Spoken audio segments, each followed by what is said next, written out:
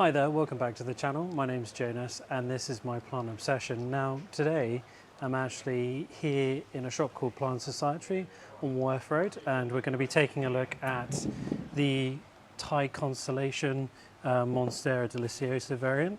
So what we're going to be doing today with these cuttings is actually we're going to be propagating them or planting them up further into these nice glass jars here with these wooden stands, and we're going to fill them up with some leca here and just take the cuttings out and put them into here. At this point they are fully developed plants.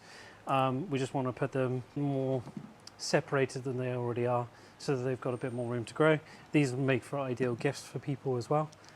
So this is the Monstera Deliciosa Thai constellation, which is a cultivar propagated from tissue culture in Thailand, actually, hence in the name.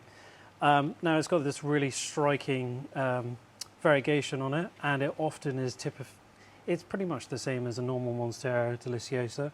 It grows a bit slower. It can grow up to about 2.5 meters, which is about 8 feet height and width. And this is actually a climbing plant, so it does like to grapple onto a host. So if you've got a trellis, perfect, it's going to grow stronger and better. Humidity levels, it does prefer higher levels, but here in London we have about 50%, so it's a good starting point. You can always provide a humidifier or do communal planting where you put a lot of them together, and that's where they get communal humidity as well. The other thing is light-wise, they can tolerate quite low light. When we say low light, it really means that it should be bright but indirect light for at least 6 to 8 hours a day. I have actually put mine in direct sunlight, but it's something that you'll have to graduate towards. You can't just do it straight away because they can be prone to sunburn. They like well draining soil, and typically if you've got them in a peat-free compost, then you should make sure that you wait for the first 2 inches of the soil to dry out before watering them thoroughly. But in this case they're actually planted directly into leca, which is expanded clay balls and water. So this is a semi-hydro setup, and as it's neutral and doesn't have any nutrients in it at all, then an occasional feed using a hydro solution feed would be ideal for this. I just put a couple of drops in my water, and don't forget to use your water conditioner as well to get rid of that chloramine in the water before you give it to them. And that's about it really. They grow really well in most conditions and they just look gorgeous. So what we're going to do next is we're actually going to start pulling the stems out of here. Now these have been here for about 4 months. They've got some really good root development there, as you can see, and they've been quite well watered. So we're going to just pull those out and plant them on. Okay, so what we're going to do is we're actually going to tip off the water first, so that we can get in there a bit easier. Otherwise it just makes things all a bit heavy. I've managed to pull off the majority of the water, and also like knock off most of the leca pellets as well. So now what we're just going to do is we're just going to detangle these, hopefully. As you can see, there's a lot of healthy roots here, and just pull them off one by one. So I've managed to pull these apart, and there was a couple of breakages here and there, but honestly don't worry about it too much. And what we're going to do is we're going to pick up some of the nicer ones of these, and we're just going to plant them straight into these. I particularly like using the leca, and this is what I'm going to be doing now, is just throwing a handful of this in there, and then we're going to grab one of our specimens. I think this one looks the nicest. And what you could do at this point if you wanted to is you could either keep it as one big one, or you could separate it into 2, because I mean there's plenty of healthy root growth on there. So actually that's what I'm going to do, is I'm going to cut that one back there, so there's a bit more space in the vessel, because otherwise it's going to look like it's rowing out. So one moment, I'll just get some scissors. So I'm back. I've got some nice clean secateurs that I'm going to use, nice and sharp. And as you can see here, we've got some root development. This is a node here where the branch is coming off, and then this is a secondary branching that's going on here.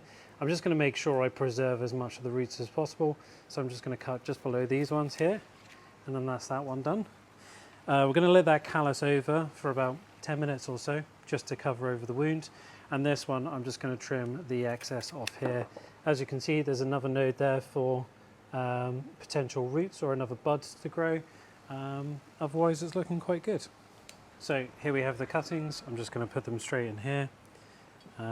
Make sure they're nice in there, and then we're just going to fill in with some of the leca around it. Don't worry if you drop some on the floor, it's always fun to find them later. At least it's not Lego when you stand on them. So here's the 2 cuttings that I've managed to plant up. I've got some more to do as well, but like just to show you these ones, I managed to fill in all the spaces with the clay balls, the leca, and here I have some water that we're going to use. It's got the Tab water conditioner in it, so that's going to get rid of the chloramine. That's been left to sit for at least 5 minutes, and I've also added a couple of drops of the houseplant Focus Hydroponic, which you can pick up here at the shop as well. But that's actually a really good feed to use when planting them in a semi-hydro way. And we're just going to fill it up, and you're going to leave a little bit of space at the top, but not too much. So as you can see, I've got 2 of the Monstera Thai constellation cuttings in the leca in a semi-hydro setup. Now, some of the benefits to this is the fact that you can keep the water in there, and it means that you can go away on holiday for a couple of weeks and not worry about them needing to be watered. On top of that, by not using soil, we're not having to worry about things like common household pests like fungus gnats and things like that, and mold and things. So this is actually a really good setup. These are in darker glass jars, so this will prevent things like algae bloom, but if you're wanting to put them into clear glass, then please feel free, but you're just going to need to clean it every now and again. And just stay on top of the watering, just keeping it topped up to about 2/3 to 3/4 of the way up on the glass. But other than that, I hope that helps, and I hope you've enjoyed the video. If you'd like to see more, please feel free to leave a comment in the comment section below. Don't forget to like and subscribe if you want to. But until next time, this has been Jonas here at PlantSocietree for My Plant Obsession.